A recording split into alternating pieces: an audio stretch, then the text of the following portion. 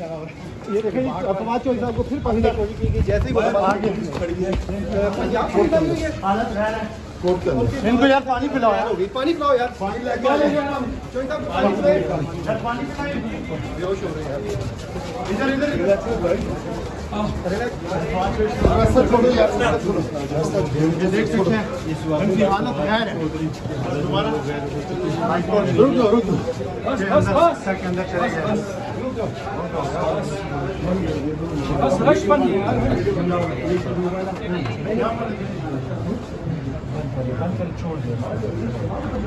नाज़रीन ये फवाद चौधरी साहब थे जो जिस वक्त आपने उनकी हालत देखी है। आप हाईकोर्ट में पहुंचे हैं, बाहर जो ही निकले तो वहां पर पंजाब पुलिस गालबन मौजूद थी जो उन्हें गिरफ्तार करना चाह रही थी।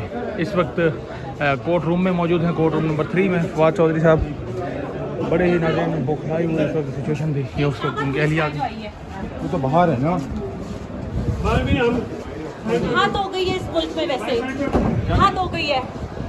एक जज हाई कोर्ट पास ऑन करता है ऑर्डर, प्रोटेक्टिव बेल देता है और दहशतगर्दों की तरह उसको उठाया जाता है। हद होती है वैसे। चीफ जस्टिस साहब प्लीज आप इस मुल्क को देखें कि क्या चल रहा है।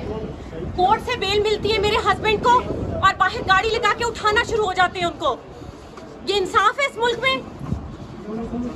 मुझे बताएं, जो भी पुलिस थी चाहे जहां कहीं भी है, जब एक हाई कोर्ट ने एक उसको ऑनरेबल बेल दे दी है तो आप किस हैसियत से दहशतगर्दों की तरह उसको उठा के लेके जा रहे हैं?